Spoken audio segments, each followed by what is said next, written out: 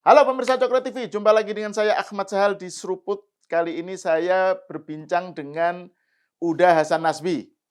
Bung Hasan, selamat datang lagi ke Cokro. Terima kasih Mas Al, terima kasih. Ini kesempatan yang penting untuk kita berbicara, berdiskusi, mendapatkan insight dari Bung Hasan. Pertama, Pak Jokowi hadir di Rakernas PSI, ya, Partai Solidaritas Indonesia, Iya.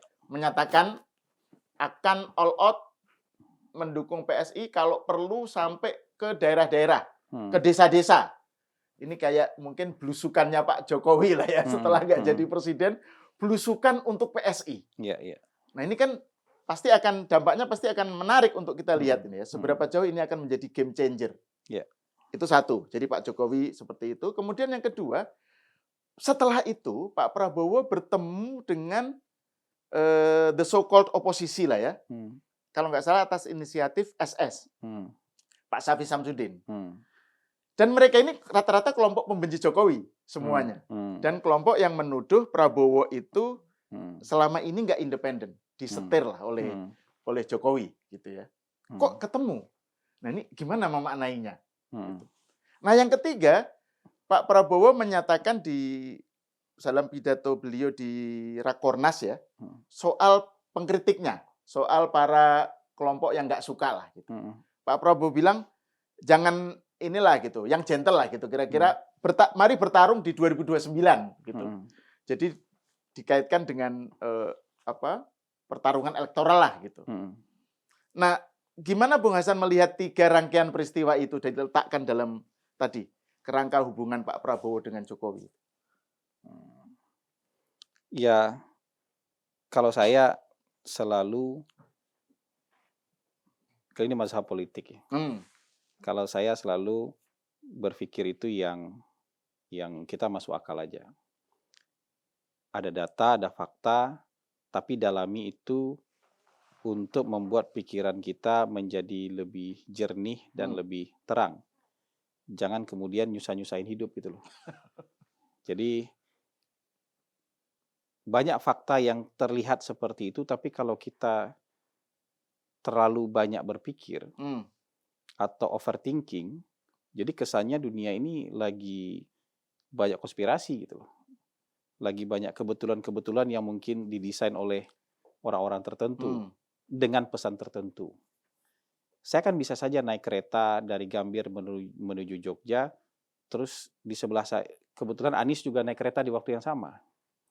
Dan bisa saja juga kemungkinan duduknya bisa deketan. Tapi kalau berdasarkan kepentingan kita masing-masing, kita kebetulan naik kereta dengan misi masing-masing untuk berangkat ke Jogja dengan urusan masing-masing. Tapi kalau itu dilihat oleh wartawan Tempo, dilihat oleh orang politik, wah ini lagi baku atur apa? Lagi ada konspirasi apa? Padahal itu sebuah kebetulan aja. Kan banyak kebetulan-kebetulan yang terjadi kayak gitu, jadi nggak perlu dihubung-hubungkan. Nah, kalau saya tetap melihat kejadian-kejadian itu terpisah satu sama lain. Saya tetap melihat kejadian itu terpisah satu lain. Kalau misalnya kejadian pertama, Pak Jokowi, kalaupun kita hubungkan dengan cara lain lah. Jadi bukan dengan menghubungkannya dengan teori konspirasi. Kalau Pak Jokowi makin lekat dengan PSI, menurut saya ya pilihan paling realistis bagi Pak Jokowi itu hari ini. Pak Jokowi pensiun dari presiden itu umur berapa sih? Umur 61, 62. Mungkin 62 ya. Coba cek. 60-an kayaknya. 62 atau 63 lah. Pensiun dari jabatan presiden 2 periode. Untuk ukuran orang politik Indonesia, itu masih usia yang muda. His prime time. Untuk selesai di puncak karir di usia itu masih di usia yang muda. Kita hari ini masih melihat orang-orang yang 25 tahun lalu terlibat dalam reformasi, jadi top politician 25 tahun lalu, hari ini masih ada orang itu gitu. Iya kan? Dengan umur yang sudah di atas 70 tahun gitu. Bu Mega sudah top politician di tahun 98. Dan hari ini masih ada, masih ketua umum partai. Pak Surya Paloh sudah top politician di tahun 98. hari ini masih ada ketua umum partai pula. Pak SBY udah Mm-mm. top jenderal di tahun 98, hari ini masih ada. Pak Jokowi tahun 98 itu nggak ada yang kenal sama nama Jokowi. 2004 pemilu mungkin juga belum ada yang kenal nama Pak Jokowi. 2009 pemilu ketika Pak SBY jadi presiden, ya kan? Belum ada yang kenal nama Pak Jokowi. Nama Pak Prabowo sudah ada dari tahun 98. Ya kan? Tahun 2012 baru orang mendengar namanya Joko Widodo. Dan dia pensiun di tahun 2024 di usia yang masih 62 atau 63 tahun. Yang untuk ukuran orang politik Indonesia itu masih sangat muda. Ya. Jadi kalau hari ini misalnya energi itu, saya mau pulang kampung, ya beliau pulang kampung. Kan beliau tetap di Solo, kan nggak tinggal di Jakarta. Tapi itu kemarin kalau di Solo nggak boleh ngelihat politik. Nggak boleh punya urusan politik. Nggak boleh punya urusan dengan partai politik. Itu kan naif sekali. Sementara jiwa dan darahnya mungkin puluhan tahun itu darah politik. Darah politiknya nggak sekadar hanya ikut-ikutan politik, jadi pemenang politik. Dengan rekor kemenangan yang belum ada cederanya gitu loh. Kan menang terus ini. Ya. Jadi kalau di UFC ini kayak Khabib Nurmagomedov ini, jadi ya win streak-nya panjang gitu loh dan belum terkalahkan. Jadi ketika dia pensiun pun dia dalam keadaan belum pernah terkalahkan. Nah, kalau dia sekarang melihat bahwa saya masih punya energi, saya masih punya tenaga, masih punya pikiran yang cukup mau saya salurkan di dalam partai politik, ya sekarang yang paling realistis dan masuk akal kan PSI. Karena putra beliau menjadi ketua umum PSI, dan sejak lama PSI memang didirikan untuk mendukung Pak Jokowi. Kan ketika pendirian pertama dia langsung berpihak ke Pak Jokowi. Jadi chemistry antara partai ini dengan Pak Jokowi kan juga kuat. Jadi menurut saya ini bukan ancaman buat siapa-siapa. Ya, bukan juga semacam perlawanan buat siapa-siapa. Ya ini aktivitas politik biasa. Aktivitas politik seperti yang kurang lebih sama dilakukan oleh Pak SBY setelah pensiun. Masih berpartai. Sudah pensiun dari presiden ya. Aktivitas politik yang kurang lebih sama seperti yang dilakukan oleh Ibu Mega setelah tidak lagi jadi presiden. Begitu. Kalau ada yang nyinyir gitu ya, iya, terhadap keduanya. Kalau Ibu Mega boleh, kalau Pak SBY juga boleh, kenapa di Pak Jokowi jadi nggak boleh? Perbedaannya adalah ketika Pak SBY pensiun, dia tinggalnya masih di sekitar Jabodetabek, masih dihitung orang Jakarta. Ibu Mega setelah pensiun masih dihitung orang Jabodetabek, masih orang Jakarta lah hitungannya. Jadi mungkin nggak ada pandangan aneh-aneh soal ketika masih eksis dalam politik. Sementara Pak Jokowi begitu pensiun kan ke Solo. Terima tamu tiap hari juga di Solo kan. Jadi mungkin di sana ngeliat kok di Solo masih ngurusin politik sih. Nah sekarang pertanyaan, emang cuma orang Jakarta yang boleh ngurusin politik? Orang di Solo nggak boleh ngurusin politik. Nah gitu. Jadi memaknainya Pak Jokowi makin dekat dengan partai politik tertentu. Pak Jokowi menyatakan akan bekerja keras untuk partai politik tertentu. Mana yang sama aja kayak Ibu Mega dengan PDIP, mana yang sama aja dengan Pak SBY dengan Demokrat, atau nanti mana yang sama aja ketika Pak Prabowo dengan Gerindra, gitu aja. Nah, seberapa itu akan menjadi game changer ya kalau terhadap PSI maupun terhadap lanskap politik parpol di Indonesia untuk 2029, Bung? Karena kan kemarin 2 kali PSI kan nggak lolos, ya kan? Karena kan Pak Jokowi meskipun itu identik ya PSI dengan Pak Jokowi, tapi Pak Jokowi masih presiden, nggak bisa langsung bantu gitu loh. Sekarang kan Pak Jokowi bisa kampanye untuk PSI kan, dan malah mau ke daerah-daerah gitu. Nah, seberapa itu menjadi game changer menurut Uda? Jadi kalau misalnya dalam sistem pemilihan terbuka itu, kalau proporsional terbuka nih, maka nggak hanya satu faktor determinan yang mengubah permainan. Jadi permainan ini harus kita memiliki syarat-syarat tertentu sehingga permainan bisa berubah. Kalau dalam sistem proporsional terbuka itu kira-kira kita butuh jumlah caleg yang memadai. Karena mesin suaranya caleg. Kalau PSI kemarin kayaknya belum punya jumlah caleg yang memadai. Mungkin tahun 2019 calegnya cuma 4 ribuan atau 6 ribuan. Tahun 2024 cuma 9 ribuan. Sementara kapasitas caleg itu di seluruh Indonesia itu jumlahnya sekitar 20 ribu harusnya. Kalau punya 20 ribu caleg, satu caleg nyumbang 500 suara aja udah 10 juta tuh suara. Kalau satu caleg nyumbang 1000 udah 20 juta itu suara. Jadi jumlah caleg itu ngefek dalam sistem proporsional terbuka. Kalau jumlah calegnya cuma 9.000 dan satu caleg rata-rata nyumbang 500 suara kayak suara PSI yang sekarang 4,5 juta, 4,2 juta gitu.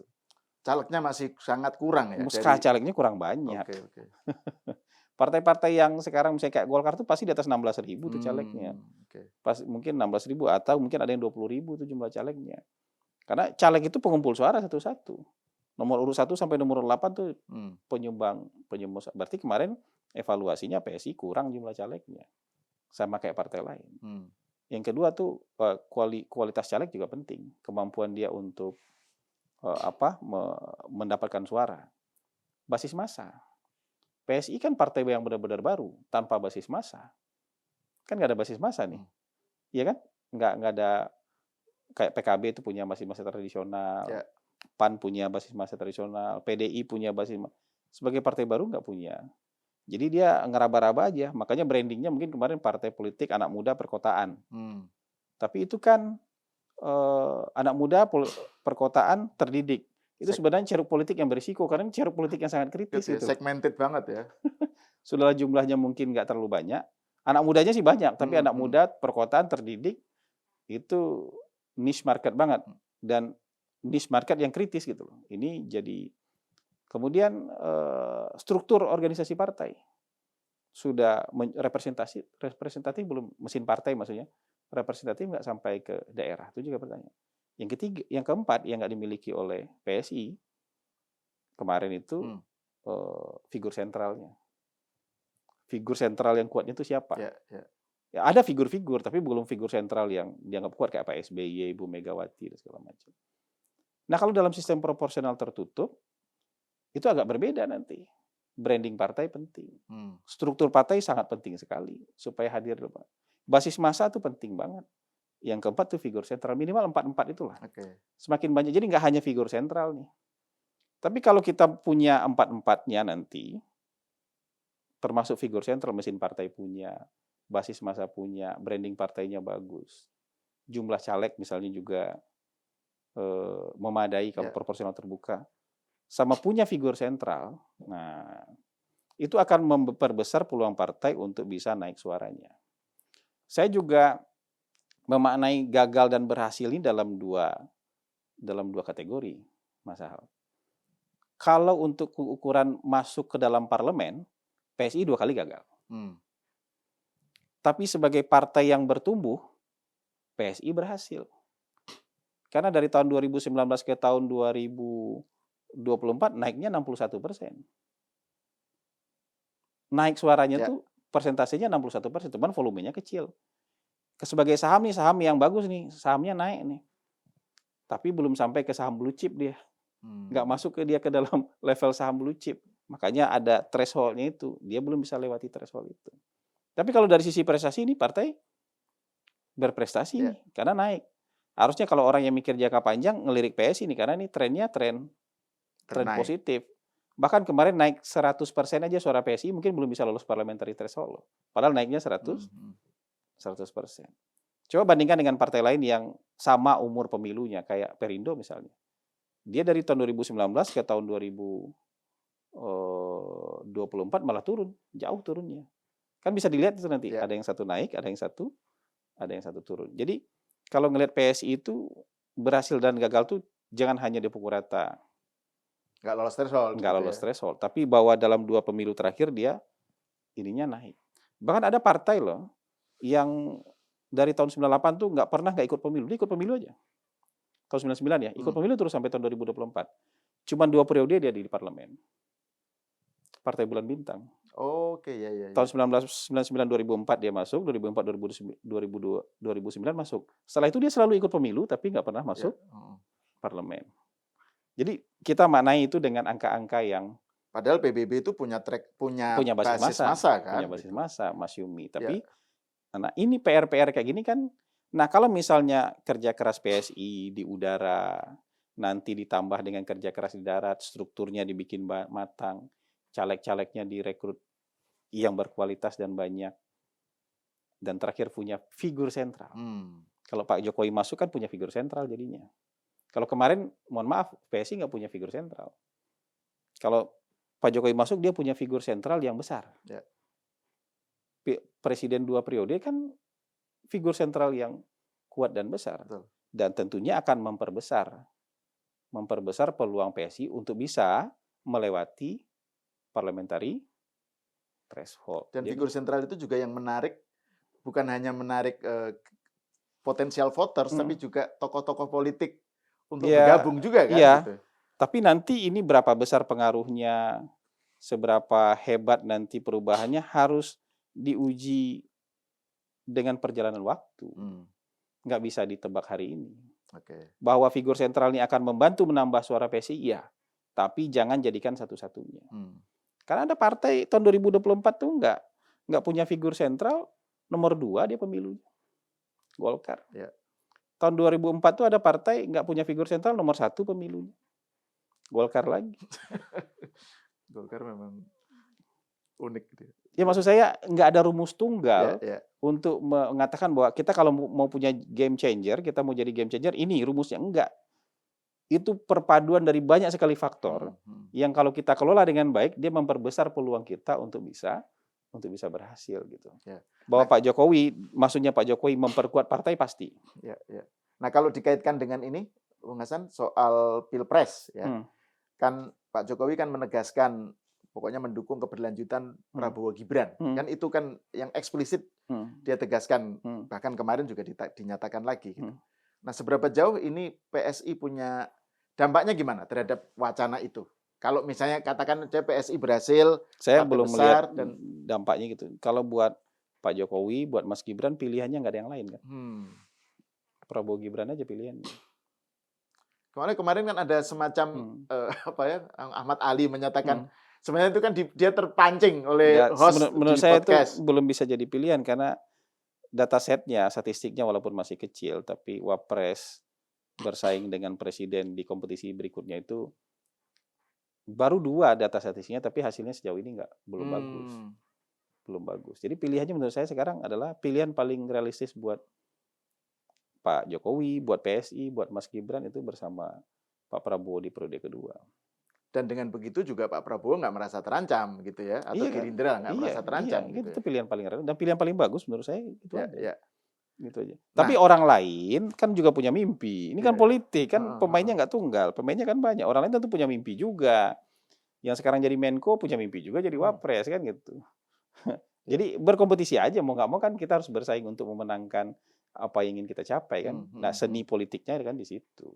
Nah, terkait dengan soal 2029 ini, saya mau masuk ke isu yang kedua nih, soal pertemuan Pak Prabowo dengan para oposisi itu yang diinisiasi oleh itu di hari yang sama, di hari yang sama dengan Rakernas PST. Iya, artinya kan berarti momennya cuman itu sama-sama naik kereta, cuma duduk bersebelahan, tapi kemudian dianggap orang ada baku atur apa gitu di sana gitu. Nah, cuma kan kalau dikaitkan dengan bahwa mereka ini adalah para hatersnya Jokowi gitu ya, yang selalu menuduh Prabowo, menganggap lah Prabowo itu nggak independen, disetir apa gitu. Terus tiba-tiba mereka ketemu. Nah, ini maksudnya apakah ini upaya untuk tetap melakukan pecah belah Jokowi Prabowo yang selalu mereka lakukan, atau mereka merapat justru itu adalah strategi Pak Prabowo untuk menjinakkan, atau bagaimana gitu? Jadi di luar soal Pak Jokowinya, tapi soal kelompok ini. Loh, Pak Prabowo boleh ketemu nggak dengan PDIP? Sudah malah kan? Nggak apa-apa kan? Iya. Boleh ketemu dengan Bu Mega nggak? Kurang berseberangan apa PDIP dan Bu Mega dengan Pak Jokowi? Dan ini punya kekuatan politik real loh. Dan nggak perlu dimaknai ini untuk berpisah dengan Pak Jokowi. Karena sebagai Presiden Indonesia, beliau bisa ketemu dengan siapa aja yang beliau mau kan? Iya. Apalagi dengan orang-orang ini yang sebenarnya nggak punya kekuatan politik real. Dan nggak perlu dikhawatirkan juga kan. Said Hmm. Didu kan nggak punya kekuatan politik real. Siapa lagi yang datang sana? Abraham Samad. Refli Ya. Harun. Saya nggak tahu siapa aja yang datang. Ya, ya. Refli kayaknya nggak ada ya. Nggak tahu sih, kayaknya datang kok. Datang. Yang kan ada Syahganda yang udah ngaku-ngaku nih, yang udah klaim keluar bahwa dia datang kan ada Said Didu, ada Syahganda, ada siapa? Siti Ini Zuhro, siapa mantan Kabar Eskrim itu? Pak Susno. Ya. Kan sebenarnya dengan segala macam hormat saya kepada mereka, mereka nggak punya kekuatan politik real. Tapi bahwa Pak Prabowo ingin mendengar opini mereka kan nggak apa-apa. Dan Pak Prabowo ingin juga menyampaikan apa yang jadi pikiran dan concern Pak Prabowo kepada mereka kan juga nggak apa-apa. Menurut saya itu nggak ada urusannya dengan hubungan Pak Prabowo dengan Pak Jokowi. Karena saya ngelihat hubungannya baik-baik aja. Saya ketemu Pak Jokowi juga, Pak Jokowi ngerasa happy-happy aja dengan Pak Prabowo. Bahkan baik, bahkan Pak Jokowi bilang masih sangat kuat Pak Prabowo. Karena Pak Jokowi punya survei rutin kan, Pak Prabowo approval ratingnya masih sangat tinggi dan masih sangat kuat. Dan beliau happy dengan yang kayak gitu. Jadi nggak ada yang perlu dikhawatirkan bahwa sebagai seorang presiden dia bisa ketemu dengan siapapun, termasuk dengan PDIP sekalipun. Bahkan misal Pak Prabowo mau ketemu dengan Anies misalnya. Boleh nggak? Iya.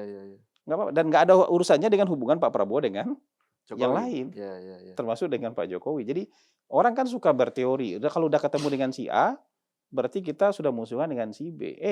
Dalam politik luar negeri kita ketemu dengan Cina, kita nggak ada urusan. Cina itu mau musuhan sama Amerika, kita nggak ada urusan. Besoknya kita ketemu Amerika, kita nggak peduli Amerika itu musuhan sama Cina. Besoknya kita ketemu Rusia, kita nggak ada urusan tuh mau Rusia musuhan sama siapa, kita nggak ada urusan. Nah presiden sebenarnya dalam posisi kayak gitu juga. Politik luar negeri bebas aktif, politik dalam negeri juga dia bebas aktif aja gitu. Dia nggak harus terikat dengan siapapun gitu. Nah itu yang menarik justru malah narasi yang dikembangkan oleh para orang yang bertemu ini. Ya kalau itu diskon aja lah. Jadi misalnya tadi itu yang kita diskon aja lah bilang bahwa Pak Prabowo sudah setuju untuk melawan oligarki, melawan geng Solo, dan melawan Parcok. Tadi diskon aja lah. Kalau mau melawan geng Solo, seperti kata saya Didu, wakil presidennya Pak Prabowo itu Gibran. Dan kita nggak ngelihat apapun hari ini yang menunjukkan bahwa Pak Prabowo ingin berseberangan atau mau berseberangan dengan Pak Jokowi. Orang semangatnya semangat merangkul kok. Orang ini yang nggak punya kekuatan politik real aja dirangkul kok. Apalagi misalnya Pak Jokowi dengan kekuatan politik dia yang besar dan real. Masa iya demi Said Didu dan kawan-kawan terus Pak Prabowo, oh ya saya mau merangkul Said Didu deh, saya bisa aja sama, itu kan berarti kan sama aja kita berpikir bahwa Pak Prabowo nggak bisa hitung-hitungan. Padahal beliau matang sekali hitung-hitungan beliau gitu. Ya orang ini dirangkul kan nggak apa-apa untuk diyakinkan. Syukur-syukur mau yakin. Kalau nggak yakin ya terserah. Kalau mereka keluar nanti tetap dengan narasi mereka kan memang posisi mereka udah seperti itu. Jadi diskon aja. Mau ganti apa? Pak Prabowo setuju berdasarkan usulan mereka mau ganti Kapolri. Nggak perlu ada kalian kalau mau ganti Kapolri. Syukur selembar surat ke DPR untuk fit and proper test, selembar surat aja presiden tanda tangan selesai. Kalau belum diganti ya berarti presiden belum mau ganti, udah gitu aja gitu loh. Presiden ini orang paling powerful di Indonesia. Nggak ada yang bisa ngatur, orang bisa kasih saran. Orang bisa kasih influence, pengaruh. Tapi ngatur-ngatur presiden pasti nggak bisa. Ngancam-ngancam presiden pasti nggak bisa. Siapapun yang jadi presiden di Indonesia. Pak Jokowi dulu bukan ketua partai loh. Emang ada yang bisa ngatur-ngatur Pak Jokowi kan nggak bisa. Emang bisa ngancam-ngancam Pak Jokowi nggak bisa. Apalagi sekarang yang jadi presiden ketua partai loh. Ada sih yang coba ngatur-ngatur, tapi nggak bisa. Iya, maksudnya, artinya kan nggak bisa. Orang mau coba ya silakan, tapi akhirnya kan nggak bisa. Pak Jokowi yang bukan ketua partai, ya kan? Tapi tetap bisa mandiri dalam mengambil keputusan, apalagi Pak Prabowo yang punya kekuatan politik real di parlemen juga, punya kekuatan politik yang berupa partai politik. Nah, jadi narasi orang-orang yang udah putus asa, buat mereka ini, selama Pak Prabowo masih bersama Pak Jokowi, mereka akan maknai itu ke publik, berarti Pak Prabowo diatur-atur oleh Pak Jokowi. Iya, itu yang berarti Bapak belum 100% jadi presiden. Yang mereka masih ada orang ngatur-ngatur. Ini kan orang ingin pecah belah. Kan gitu. Padahal Pak Prabowo kan bisa punya hitung-hitungan politik. Gitu. Orang kayak kalian aja nih misalnya mohon maaf kan nggak punya kekuatan politik real. Cuman berisik di media sosial aja, itu diajak ketemu sama Pak Prabowo. Diusahakan, diyakinkan oleh Pak Prabowo. Masa Pak Prabowo mengorbankan relasi politik dia dengan orang-orang yang jauh lebih kuat daripada orang-orang ini gitu loh. Nggak masuk hitungannya gitu loh.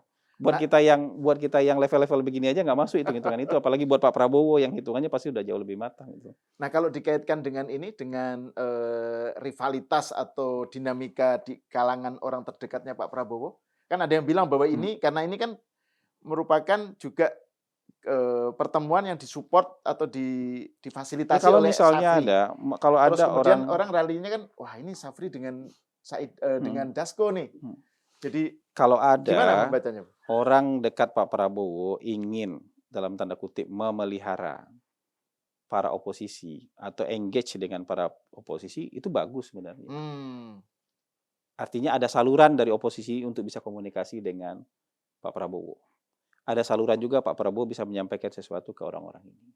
Tapi kalau orang terdekat Pak Prabowo berpikir bahwa Pak Prabowo harus mengakhiri hubungan dengan Pak Jokowi, dan saya bawa nih orang-orang oposisi ini untuk meyakinkan Pak Prabowo, itu naif sekali. Itu hitung-hitungannya agak payah itu. Mohon maaf itu. Jadi ini kan soal hitung-hitungan di atas meja yang biasa. Apa untungnya berpisah jalan dengan Pak Jokowi? Apa untungnya? Ruginya lebih kelihatan daripada untungnya. Kan gitu. Dengan yang oposisi-oposisi ini mungkin untungnya belum kelihatan. Untungnya belum kelihatan, ruginya walau alam juga, tapi gitu. Ya kan? Tapi kalau bahwa ini engage biar ada saluran komunikasi, nggak ada jembatan yang tetap masih bisa menjembatani antara pemerintah dengan orang-orang yang anti pemerintah, itu kan bagus aja. Nggak apa-apa itu. Terus sama extent malah sebenarnya kalau mereka ketemu terus nggak dapat sesuatu yang mereka inginkan, justru malah kerugian buat mereka sebenarnya kan. Iya, kalau buat Said Didu juga bilang, kami dituduh terwo, ternak Prabowo gitu. Dia menyangkal, kami bukan terwo kayak gitu-gitu. Jadi ya kalau orang-orang ini kan sebenarnya sama kayak teman-teman civil society juga. Pokoknya bawaannya harus anti pemerintah sebenarnya. Tapi kalau ini agak diferensiasinya, pokoknya yang ini harus anti pemerintah yang dulu. Iya. Lebih aneh lagi. Orang tuh kalau mau jadi civil society itu anti pemerintah yang hari ini. Kalau ini mau anti pemerintah yang dulu, dengan aneh. Dia oposisi, tapi anti pemerintah yang terlambat. Terlambat periodenya. Terlambat periodenya. Salah waktu. Salah waktu atau gitu. Kalau mau oposisi terhadap pemerintahan yang sekarang. Oposisi kan sama kayak jadi oposisi terhadap Majapahit juga lama-lama kan gitu. Ngapain jadi oposisi terhadap Majapahit gitu. Jadi itu iya. Mereka merasa bahwa tapi mereka sebenarnya merasa ingin tanda kutip menyelamatkan Pak Prabowo, karena narasinya kalau ingin menyelamatkan Prabowo itu selama ini kalau ingin menyelamatkan Pak Prabowo diganggu oleh atau bukan diganggu, dicawe-cawein oleh geng Solo gitu. Kalau misalnya ingin menyelamatkan Pak Prabowo, harusnya mereka menjadi bagian dari tim Pak Prabowo sebelumnya. Emang mereka bagian tim Pak Prabowo kan enggak. Malah bagian dari yang melemahkan Pak Prabowo selama ini tuh mereka. Coba cari satu kejadian, satu fakta. Pak Jokowi cawe-cawe terhadap Pak Prabowo. Ada enggak? Satu aja. Setelah Pak Prabowo dilantik, nih ada nggak cawe-cawe Pak Jokowi?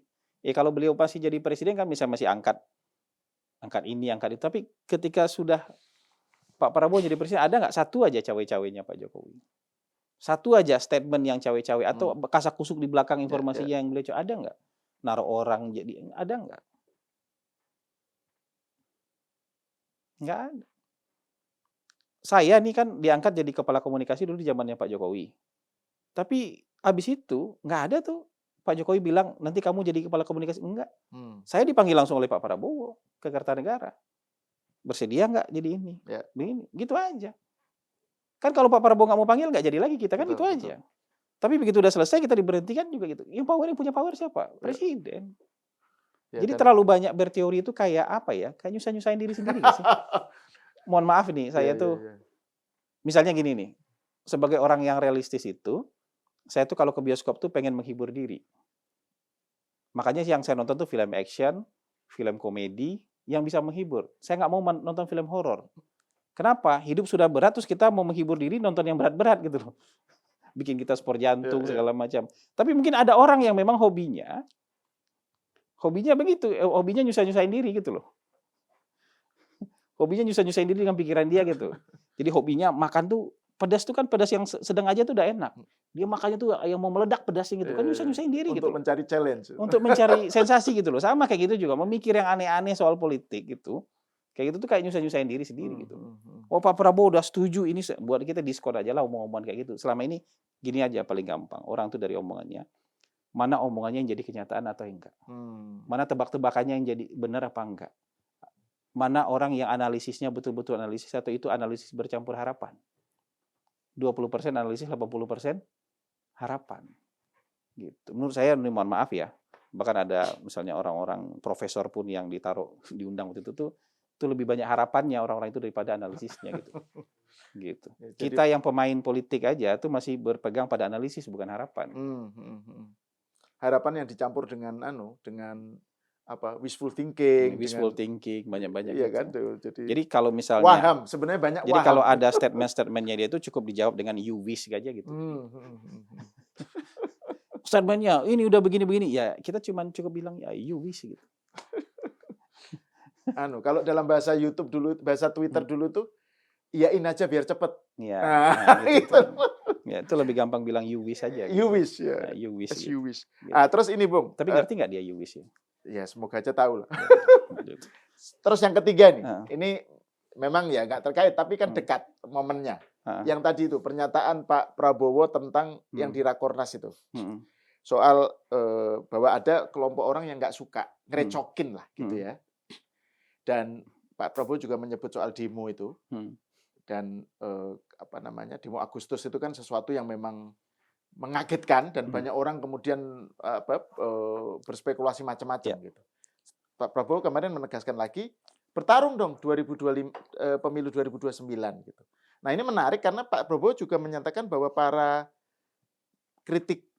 pengkritik dan kelompok yang nggak suka ini itu juga banyak dipengaruhi asing. Jadi soal asing ini juga sesuatu yang selalu ditegaskan Pak Prabowo. Ya. Gimana kita membaca ini? Maksudnya apakah itu pesan ke certain people gitu ya, orang tertentu, partai tertentu, tokoh tertentu atau bagaimana kita membacanya? Ya, kalau sepanjang penglihatan kita sampai hari ini, Pak Prabowo nggak anti kritik. Yang pengkritik dia kan nggak ada yang dipenjarain, nggak ada, yang dilaporkan nggak ada, yang dicabut izinnya juga nggak ada. Ya kritik kan jalan-jalan aja. Dan bahkan pengkritik itu ada yang diundang ke istana kemarin kan. Yang pengkritik bergabungnya Indonesia ke Board of Peace diundang ke istana kemarin. Dan kemudian menjadi para penjelas. Dan kemudian paham. Kan ini kan kadang-kadang kan gitu aja. Jadi presiden nggak anti kritik dan katanya kemarin juga dialog di sana dua arah itu. Orang banyak menyampaikan pendapat masukan mereka. Ya berarti presiden Anda nggak anti kritik. Yang presiden Anda mungkin tidak presiden kita itu selalu waspada adalah kalau misalnya yang dilontarkan itu tidak berbasis data, fitnah, kebencian, hoax, memecah belah, mendegradasi pemerintah, seolah pemerintah ini salah aja terus. Karena ada orang yang bikin konten tiap hari pemerintah aja salah terus. Ya masa iya? Kalau pemerintahnya salah terus, pemerintahnya masih berdiri sampai hari itu masa iya? Kan kayak gitu. Kan kita masih bisa jalan seperti ini, masa iya pemerintahnya salah terus? Nah, itu presiden tuh lebih ke menekankan kepada orang-orang yang mendegradasi pemerintahan. Orang-orang yang membangun kebencian terhadap pemerintahan buat apa? Kalau membangun kebencian terhadap pemerintahan itu kalau nanti ini jelek betulan yang rugi kita semua loh. Makanya kalau misalnya Anda ingin mendegradasi pemerintahan, ingin mendegradasi Pak Presiden dengan jajarannya hari ini, Pak Presiden bilang ya udah nanti ikut tarung aja di tahun 2029. Sebenarnya nggak tugas saya nih menjelaskan kayak gini nih, tugas orang lain nih harusnya. Tapi saya memaknainya selalu seperti itu. Karena toh kritik-kritik selama ini juga dilihat sama beliau. Podcast yang kritis sama beliau kan beliau bilang saya nonton sampai malam. Kadang-kadang gemes juga ngelihat ini kok berdasarkan ini sama kayak Presiden sekarang terbang dengan 2 pesawat. Padahal Ya. sudah cukup lama Presiden hanya terbang dengan 777 itu. Awal-awal memang terbang dengan pesawat kepresidenan yang itu, tapi karena kapasitasnya kecil, rombongan harus ada di pesawat yang lain. Tapi sekarang sudah dengan 777 aja. Dengan Garuda 777 yang kemudian dicat merah putih itu. Dan itu ya udah satu rombongan satu pesawat itu aja. Kenapa pakai 777 sekarang? Karena udah langsung bisa terbang 14 jam. Jadi nggak transit-transit lagi. Jadi Jakarta London itu udah bisa langsung aja gitu. Atau Jakarta kemana itu udah bisa nggak transit-transit lagi. Kalau misalnya dengan pesawat BBJ yang kecil ini kan nggak bisa terbang 14 jam dia. Terbangnya harus transit dulu. Nanti baru terbang lagi. Itu makan waktu kan. Gitu. Tapi itu kan fitnah. Kecuali dia bilang pada bulan ini Presiden terbang dengan dua. Ini kan maksudnya buat apa? Kan mau mendegradasi. Dan itu oleh media yang katanya jurnalisme investigatif gitu. Padahal kan banyak wartawan yang juga ikut di rombongan Presiden. Tanya dong. Kamu ke sana naik pesawat apa? Presiden kan kamu bisa tanya. Dan itu yang rame kan? Itu yang rame yang kayak gitu-gitu. Pakai 2 pesawat. Gitu-gitu loh, yang kayak gitu-gitu loh. Jadi banyak hal yang nggak berupa. Kadang-kadang memang mungkin pernah 2 pesawat, tapi waktunya kapan? Kan gitu juga. Waktunya kapan? Kalau hari ini kan nggak begitu lagi, sudah pakai 1 pesawat dan rombongan juga semua ada di pesawat yang sama di bagian belakang gitu loh. Kenapa? Karena lebih efisien, karena juga terbangnya nggak lama-lama, nggak pakai transit-transit langsung bisa ke Eropa lah gitu kira-kira. Nggak pakai transit-transit. Nah itu berita yang salah. Nah Presiden kita, maksud Anda apa sih nyebar-nyebar berita yang salah, nggak pakai verifikasi, sesuatu yang gampang diverifikasi tapi Anda nggak lakukan, sesuatu yang gampang di cross check tapi Anda nggak lakukan, tapi kemudian dengan nekat bilang, bukan nekat, dengan ngotot bilang, oh begini begitu untuk mendegradasi pemerintah. Makanya mungkin Presiden juga sampai pada titik, udahlah, kalau misalnya mau begini, ya udah nanti ikut bertarung deh 2029 gitu. Kalau maksud Anda mau mendegradasi pemerintah, ikut bertarung aja nanti 2029 gitu. Tapi kalau kritik kan nggak pernah ditanggapi kayak gitu sama Presiden. Yang kritik-kritik itu buktinya yang kritik kebijakan luar negeri nggak diapa-apain sama Presiden, malah diundang ke istana kemarin. Ormas-ormas Islam yang mengkritik ini gabung dengan BOP nggak apa-apa sama Presiden. Oh ya kritik, mungkin karena mereka belum paham. Ya udah panggil ke sana kita jelaskin. Pulang-pulang mereka udah. Atau itu Pak Dino Patijalal. Ya, kan, maksud saya itu kemarin. Ini pilihan yang realistis. Tiba-tiba udah jadi realistis kan. Gitu aja. Iya. Nah terus kalau soal mengkritik itu ya Bung ya, kalau kan ada yang bilang loh kok semuanya dilarikan ke pilpres gitu ya, ke pemilu. Padahal kan kritik itu ya tidak lantas dia bagian dari kontestasi elektoral gitu kan. Mungkin ini kan kemarin penting juga untuk check and balance apa ya. Jadi karena kan Pak Prabowo ini kan memang beliau obsesinya terhadap rekonsiliasi itu kan memang merangkul ya. Dari awal kan itu sebenarnya. Nah itu kan kemudian orang-orang yang pihak yang berseberangan itu kemudian kan selalu pengen dirangkul, itu kan juga punya dampak kepada check and balance juga gitu kan. Nah itu gimana? Maksudnya kenapa harus direduksi ke pemilu gitu? Sebenarnya nggak direduksi, cuman kemarin itu konteksnya beliau sudah sampai di titik orang yang memecah belah, orang yang ingin mendegradasi. Selama karena kritik yang lain selama ini kan beliau juga ada yang dijawab aja gitu. Ada yang ditanggapi dengan santai kan. Ada yang sambil bercanda gitu. Jadi ada yang lebih tahu dari saya dibanding saya. Jadi Prabowo itu sudah berpikir begini-begini, kata seorang filsuf. Itu kan Pak Prabowo mikir, loh kok dia tahu pikiran saya gitu. Saya nggak mikir ke sana gitu loh. Gitu. Jadi kalau yang ini saya memaknai kemarin, ini kan versi saya nih. Boleh setuju, boleh tidak. Tapi yang beliau sampaikan itu sudah sampai di versi orang-orang yang menyebar kebohongan, menyebar hoax, menyebar perpecahan, mendegradasi pemerintahan. Kalau kritik-kritik lain, masukannya diterima sama beliau. Nah kalau soal ini mungkin bagian akhir ya. Soal narasi yang selalu diulang-ulang Pak Prabowo tentang asing. Ya. Gimana menurut Bung Hasan? Maksudnya apakah ini sesuatu yang reliable secara fakta dan secara ini? Jadi argumen. Ini saya kasih contoh aja ya. Saya kasih beberapa contoh biar orang paham asing ini kerja apa enggak dengan cara kayak ini. Jadi waktu Agustus ya, Paus datang ke Jakarta itu, kalau nggak salah Agustus ya. Juli apa Agustus? Ya bulan tahun 2024 kan, Paus datang ke Agustus, tapi mungkin sebelum kerusuhan ya kali ya. Kerusuhan. Nah, enggak, itu tahun 2024. Kan zamannya Presiden Jokowi. Oh iya betul. 2024 di tahun 2024 Paus datang. Saya sudah jadi kepala kantor komunikasi. Oh, betul ya, ya. Nah, kan ada 2 anak yang menyambut Paus itu berpakaian adat Papua. Tapi kayaknya 2 anak ini memang bukan anak Papua. Kayaknya anak dari Maluku. Terus tiba-tiba ada sebuah media asing, media besar nih berbasis di London. Nanya komentar saya, Pak, ini ada protes dari tokoh-tokoh Papua bahwa ini mencederai dan menghina budaya Papua. Kenapa? Karena 2 anak yang menyambut Paus berpakaian adat Papua itu bukan anak Papua. Dan tokoh Papua ini merasa dilecehkan budayanya. Karena yang menggunakan baju. Itu media asing. Media kita kebayang nggak berpikir kayak gitu? Kan berarti ada agenda buat pecah belah ini. Saya bilang sama dia, biar kamu paham, saya orang Padang juga boleh pakai pakaian adat Papua. Dan orang Papua nggak boleh merasa terhina kalau saya pakai pakaian adatnya.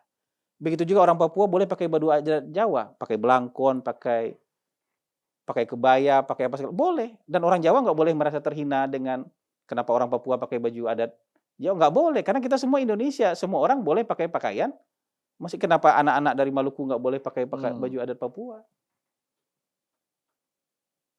Bukannya dia nggak paham, tapi dia ada agenda untuk bikin panas suasana, problematize ya, menjadikan itu sebagai isu gitu ya. Menjadikan itu sebagai isu.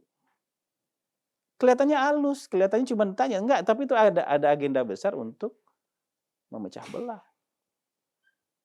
Ya kayak gitu-gitu. Ya. Waktu Danantara diluncurkan, ini media asing lagi berbasis di Singapura. Dia bilang, apa jaminannya? Dia tanya sama saya, apa jaminannya bahwa Danantara ini nggak akan menjadi 1MDB yang di Malaysia yang jadi skandal itu.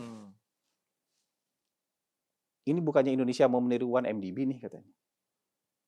Nah ini kan mau pecah belah lagi dan menghancurkan kita. Agenda apa ini? Terus saya bilang sama dia, tapi dia nggak muat nih. Setiap saya jawab kayak gitu-gitu, yang keras gitu tuh mereka nggak muat itu. Saya bilang, Indonesia kan bukan bangsa bodoh. Kan contoh sukses ada. MDB iya, 1MDB iya, salah satu contoh gagal. Tapi kan contoh sukses ada, Temasek ada, GIC ada, Mubadala ada. Di Norwegia itu juga ada. Banyak di negara lain yang contoh sukses. Terus kamu pikir kita mau contoh yang gagal? Kita kan pasti mau contoh yang sukses. Pikiran kamu kemana? Saya bilang, kenapa kamu pikir bahwa kita akan meniru yang gagal? Kita kan mau meniru yang sukses. Ada agenda. Saya pernah terima utusan dari Kongres Amerika di kantor. Bulan apa waktu itu? Bulan apa terima utusan dari Amerika waktu itu? Itu utusan dari Kongres Amerika. Itu bipartit tuh, dua-duanya dari Partai Demokrat ada, dari Partai Republik ada. Itu nama komitenya kalau nggak salah itu komite untuk Cina ya. Komite di Kongres untuk hubungan dengan Cina. Bukan hubungan dengan Cina, dengan Asia apa namanya, tapi isinya tentang anti Cina aja tuh. Itu sepanjang diskusi dia nanya, kenapa sih Indonesia baik-baik sama Cina? Kenapa di Laut Cina Selatan tuh dibiarkan aja kapal-kapal Cina masuk ke perbatasan Indonesia? Kenapa begini-begitu? Tapi urusannya dengan Cina aja. Kenapa banyak tambang-tambang di sini dikasih Cina? Kalian nggak takut sama Cina katanya. Saya bilang, maksud Anda apa ini? Loh kalau misalnya kita mau buka eksplorasi sumber daya alam, eksploitasi Cina yang mau invest ke sini, kita kasih Cina lah. Kalau Eropa ada yang mau invest, kita kasih Eropa. Kalau bahkan kalian dari Amerika mau masuk sini, kita kasih. Cuman kan kalian nggak masuk. Kan nggak ada kalian yang masuk. Kalau kita nggak peduli apa hubungan kalian dengan Cina. Tapi kita sekarang, urusan kita mana negara yang mau kerjasama dengan kita dan memberikan keuntungan paling optimal buat bangsa kita. Kalau kalian mau masuk, nggak apa-apa juga. Tapi Cina mau masuk, kalian nggak boleh larang. Nanti Natuna itu kedaulatan kalian terganggu. Selama ini kedaulatan kita nggak terganggu, nggak ada mereka masuk ke perbatasan kita. Adalah ketegangan-ketegangan di Laut Natuna, tapi nggak ada yang sampai jadi insiden. Kalian aja itu di luar teritori kalian tegang-tegang, kalian sama Cina di Taiwan, saya bilang kayak gitu. Apalagi ini urusannya orang yang deketan, kalian yang jauh aja di benua Amerika itu tegang-tegang kalian sama Cina. Apalagi kita yang dekat, gak wajar ada gesekan-gesekan kayak itu dengan Vietnam di Spratly, dengan Filipina di Spratly. Wajar ada ketegangan kayak itu karena kita bertetangga di dalam satu kawasan. Kalian yang beda kawasan aja suka tegang-tegang sama orang lain gitu. di kawasan orang gitu. Jadi nggak perlu ada sesuatu yang tapi dia berusaha untuk mendikte bahwa kita harus anti dengan Cina. Di mana urusannya? Kita nggak anti Amerika, tapi kita juga nggak boleh Anda dikte anti Cina. Sebaliknya juga Cina nggak boleh dikte kita untuk anti. Tapi upaya untuk adu domba, upaya untuk meyakinkan, ada kan fakta-fakta kayak gitu. Saya kalau mau sebut puluhan, Mas. Pertemuan-pertemuan dengan ini. Makanya kalau saya sih kadang-kadang main ini aja. Kalau diplomasi itu kita main tegas-tegas aja soal diplomasi. Tapi bukan berarti kita musuhan. Kita omongin yang benar tanpa harus ngerasa ini. Kita harus harm seseorang gitu. Ya. Kita harus menyakiti seseorang. Kita sampaikan itu. Itu kayaknya 2 jam omongannya mereka buntu waktu itu. Saya lupa itu, mungkin ada 14 orang atau berapa 10 orang utusan Kongres Amerika yang mencoba mencuci otak kita bahwa kita nggak boleh dekat-dekat dengan China. Itu kekuatan asing nggak? Jadi kalau Presiden Prabowo bilang saya di level yang jauh di bawah aja menemukan interaksinya seperti itu, apalagi beliau yang levelnya Presiden Republik Indonesia, yang informasi intelijennya banyak, full, dan mungkin interaksi langsungnya juga banyak dan full. Jadi kalau beliau bilang ada kepentingan itu bukan berarti tanpa. Oke, nah ini saya mau kembali ke pokok persoalan awal. Ini mungkin bagian akhir, Bung Uda Hasan ya. Jadi bagaimana soal hubungan Pak Jokowi, Pak Prabowo lah ini ya. Gimana menurut Anda gimana ke depannya ini? Karena kan tetap meskipun keduanya menyatakan tetap hubungannya dekat ya, saling simbiose mutualistis lah gitu. Tapi kan tetap ada upaya untuk menceraikan mereka ya. Dan ini selalu dikaitkan dengan 2029. Iya. Jadi gimana? Saya nggak bilang misalnya aliansi maupun koalisi dalam politik itu akan selalu permanen. Termasuk juga permusuhan juga nggak selalu permanen. Tapi kita lihat aja lah tensi dan kepentingannya. Alasan yang paling gampang buat Pak Jokowi dan Pak Prabowo itu berpisah itu tahun 2014-2019 saja. Karena mereka berkompetisi langsung. Itu alasan paling kuat buat mereka berpisah. Tapi pasca 2019, Pak Prabowo nggak akan jadi lawannya Pak Jokowi. Begitu juga sebaliknya Pak Jokowi nggak akan jadi lawannya Pak Prabowo. Menyatu mereka. Hari ini juga kepentingannya kan sama kayak tahun 2019. Pak Jokowi nggak akan jadi lawannya Pak Prabowo. Pak Prabowo nggak akan jadi lawannya Pak Jokowi. Jadi apa butuhnya mereka berpisah? Ada orang yang akan mencoba memecah belah. Iya. Kenapa? Karena dendam dengan Pak Jokowi. Tapi kan itu biarin aja. Itu orang-orang yang biasa aja itu yang kayak gitu-gitu gitu mestinya. Yang ributin ijazah sampai sehari ini juga ada. Yang ributin oligarki itu di Solo ada. Gitu. Dan kalau pakai oligarki itu jahat kalau nggak sama-sama mereka. Kalau sama-sama mereka oligarkinya namanya baik. Bukan oligarki. Bukan oligarki, dermawan. Dermawan. Jadi kalau sama-sama mereka itu dermawan. Kalau nggak sama-sama mereka itu oligarki gitu. Jadi dari sudut pandang kepentingan politik masing-masing pun tidak ada insentif untuk berpecah ya. Apa? Sampai sekarang ya. Yang ada justru mudaratnya.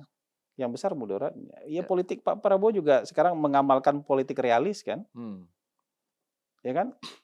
Yang realistis aja gitu loh. Kebutuhannya begini, kenapa saya harus berpisah dengan Pak Jokowi? Urusannya apa? Kebutuhannya apa? Untungnya apa? Ruginya apa? Kan ngomong untung rugi aja. Kalau dari sini kan kita ngeliat nggak ada untungnya kalau berpisah. Ruginya malah lebih kelihatan. Nah sama orang-orang ini, untungnya bergabung nggak kelihatan. Ruginya mungkin ada. Jadi ngelihatnya realistis saja. Tapi jangan terganggu dengan misalnya presiden bertemu dengan siapa. Presiden boleh ketemu dengan siapa aja. Bahkan dengan yang punya kekuatan politik real sekalipun juga bisa ketemu. Kan bisa ketemu dengan PDIP bisa, ketemu dengan Bu Mega juga bisa. Nggak ada sesuatu yang harus dikhawatirkan juga dengan pertemuan-pertemuan itu. Jadi kalau misalnya kita bisa melihatnya secara realistis, kita akan lebih tenang nih. Menjalani politik, menganalisis politik itu tidak dengan kegelisahan. Jadi kalau masuk bioskop itu kita terhibur gitu. Bukan sport jantung gitu loh. Dikaget-kagetin gitu tiap sebentar tuh. Nggak Tiba-tiba ada musik kaget, tiba-tiba ada musik kaget gitu. nggak itu apa overthinking atau Jadi ada orang yang melihat politik itu overinterpretation. seperti film horor. Ya. Kalau saya ngelihat politik itu film komedi, film menghibur, film action gitu. Tapi ada tegang-tegangnya tapi nggak kaget gitu loh. Kalau ada orang yang pengen tuh kaget gitu loh.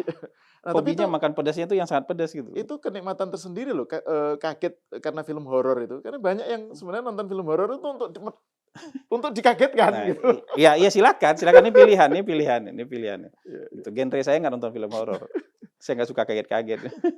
Oke, Gitu. terima kasih udah Iya. Hasan Nasbi atas obrolannya dan pencerahannya. Heeh.